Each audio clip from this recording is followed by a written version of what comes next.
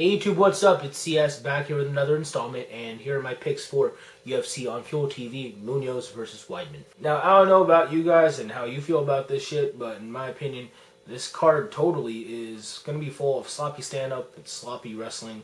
Yeah, I'm not sure if this is the best way to go about trying to get, casual fans excited about the UFC, because these are just guys you can't get behind, in my opinion.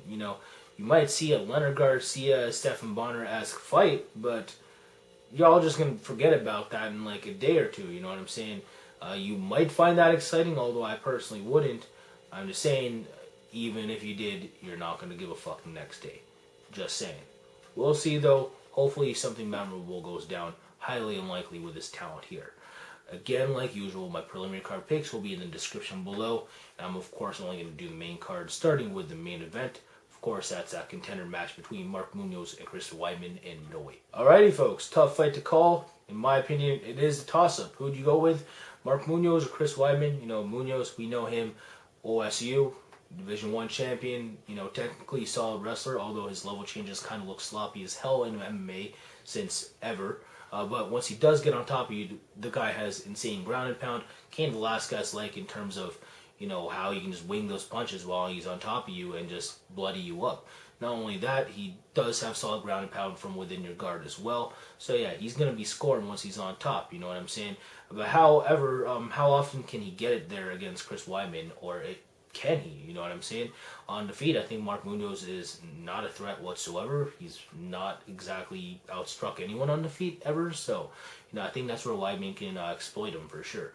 Now, what does Weidman bring to the table? I think he's more athletic than Munoz. I think his hips will be good enough to be able to keep this fight on the feet where, he should be able to pick Munoz apart.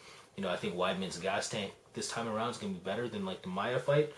He's going to have a full training camp. So, yeah, expect Weidman to go out there and set a solid pace on the feet, move laterally, and pick apart Mark Munoz with, just better boxing. Of course, he trains with, Ray Longo and Costa Philippou, we're going to show him how to sprawl and brawl and shit. And, that's how to beat Mark Munoz, in my opinion. It's just don't get ground and pounded, and you have a good shot at winning. You know what I'm saying? So I think Chris Weidman will be able to keep this standing up and just outbox Mark Munoz for the most part for at least a 29-28 decision.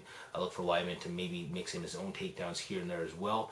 And just Munoz as an MMA wrestler is just kind of all over the place. The guy's a solid mixed martial artist, don't get me wrong, and I'm a big fan of his for obvious reasons.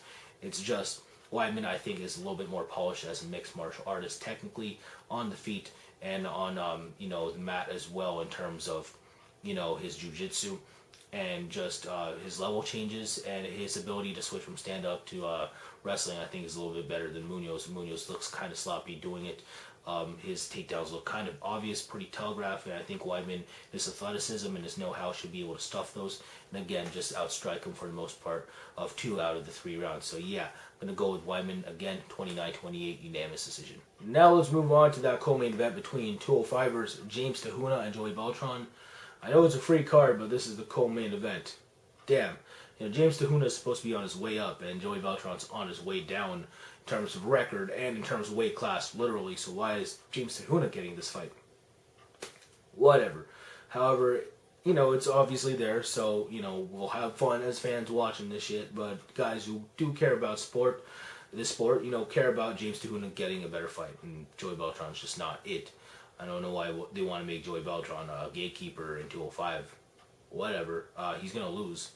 James Te Huna, solid chin himself. I don't see Joey Beltran being able to, hero his way out of anything via a brawl. I think James Te Huna is just going to be all over him with punches to the face. I think he's a little bit quicker on the trigger. I think he'll be able to get within Beltran's brawliness and just land some punches inside, some combinations. I think Beltran will go down. I'm not sure if Beltran's going to react to this weight cut as well as, someone can. And because of that, I think he's going to look a tad weaker. And because he's going to look a tad weaker, I think his chin's going to be a little bit more frail. James Te Huna hits like a dump truck, hits as hard as some heavyweights, and I think he'll be able to find a home for his punches. Finish Joey Beltran with more punches via for TKO, if not a submission. But yeah, I'm going to go with TKO first round. James Te Huna, maybe you might see him mix up a takedown here and there. But yeah, I just don't see how he loses first round. Now let's move on to that Aaron Simpson, Kenny Robertson welterweight match. Kenny Robertson, haven't seen him in a while in the UFC, and Aaron Simpson, guy's making 170 for the first time since his wrestling days. So yeah, let's see how well this works out for him. However, he shouldn't lose to Kenny Robertson. Robertson, for the most part, is a jiu-jitsu guy, pretty solid arm bars. However, I just don't see what's his face, Aaron Simpson, getting tired enough to get caught in that shit, or just be complacent enough in any time of the fight to just give up a dominant position into a sub. So I think that Aaron Simpson, he's going to want to take this fight to the ground. I think Kenny Robertson will oblige. I don't think Kenny's striking is enough to give Aaron Simpson enough of a threat to just be complacent on the feet and not take Kenny Robertson down. So I think Aaron Simpson is going to be on his takedown game, tenfold. He's going to be able to put Kenny Robertson up against the cage, dirty box with him for a bit, and then change levels for a takedown. Gets it, stays on top for the majority of 3 rounds. I'm going to say Aaron Simpson by at least 29-28 unanimous decision, just riding it out on top, ground and pound here and there, and just avoid subs. So yeah, UD, Aaron Simpson. Now let's move on to that middleweight bout between Carlos Vamola and Francis Carmel. Gonna go with Carmel here. I think he's more athletic. I don't think he's gonna get taken down by Vamola with relative ease. Vamola, he does have a decent takedown. It's pretty explosive. However, I think it will look telegraphed as hell if he does pull the trigger on it. I think Carmel's going to do a good job of moving laterally and not getting fully grasped with, the arms that Vamola has. I just don't see him being, clutched like that. So, yeah, I think Carmel will be able to stand on his 2 feet. I don't see much cage work here. I think Carmel is just going to move laterally and just pop a jab in Vamola's face. I think he's a better stand-up fighter, although Carmel is definitely not a world beater on the feet. He's definitely not a striker. But I think he's going to worry Vamola a bit on the feet with his athleticism and his quickness.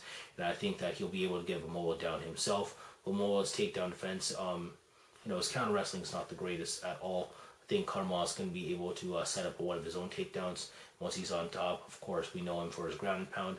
I think it's going to look relatively nasty against Carlos Vamola. Vamola's defense from the bottom isn't great at all. So, yeah, I look for Carmel to TKO Vamola. I'm going to say sometime early round 2, ground pound TKO punches. So that's my pick, Francis Carmel. I swear, I feel like I always pick against Carlos Vamola. Anyway, let's move on. TJ Dillashaw versus Vaughn Lee in bantamweight bout. Yeah, Vaughn Lee, he made quick work of what's-his-face, Kid Yamamoto in his last fight, and TJ Dillashaw went absolutely apeshit on Wallow Watson. I got TJ Dillashaw in this one, however, all day, every day. I don't see much striking between these two. However, Vaughn Lee should have the edge there, just being a tad quicker and a little bit more dynamic in terms of, his technique. So, yes, if this is a kickboxing match, I got Vaughn Lee all day. However, it's not. It's mixed martial arts, and Dillashaw does have solid wrestling. He can change levels pretty well. He'll strike out 1 second and then go for a takedown next. And I think you'll get him against a Vaughn Lee, whose wrestling isn't great whatsoever. Vaughn Lee does have solid grappling. He is good in transitions. He might be able to catch an arm, but not against an alpha male bantamweight in TJ Dillashaw. Very solid. Might be able to catch Vaughn Lee in a guillotine.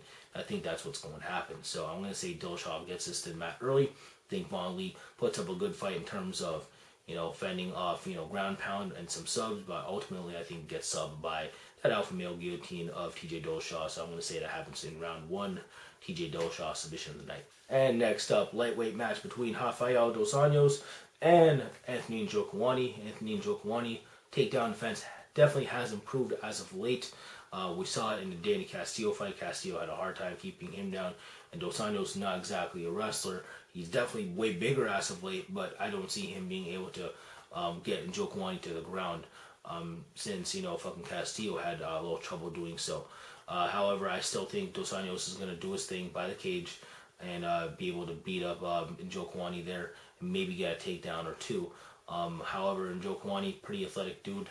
He might be able to wall walk and get back up. However, Rafael dos Anjos is just persistent. He's going to be in his face, not striking with Anthony Njokuani, getting within his reach. Anthony Njokuani really not a threat once you're in close quarters with him. I don't think we see enough of a Muay Thai plum out of that guy either. The guy clearly likes to just strike from a distance. I don't think Rafael dos Anjos is going to let him do that. And it's not like Rafael dos Anjos is bad striking himself. His kickboxing definitely improved. It is kind of sick, actually. However, I don't think we're going to see much of it. Again, I still think he can fend off Quani for a bit, though. I'll just say that. But again, I think he's just going to be persistent by the cage with Quani. Try to get to the ground here and there, but I just don't think he has enough success doing so. However, if he does so and he gets a dominant position against Quani, it's over. But I'm not sure if he'll get it into that position because of Quani's athleticism. However, again, aggressive enough to win a unanimous decision. Rafael dos Anjos. And there it is, guys. Those are my picks for UFC on Fuel TV. Munoz versus Weidman. Hopefully you guys enjoyed the event. You know my thoughts now on this card. Please tell me yours in the comment section below. Again, check out the description below for my links and preliminary card picks as well if you feel like checking those out. And yeah, I think that about does for me. So deuces for all my supporters, Bruce for all my haters. Thanks again and take care.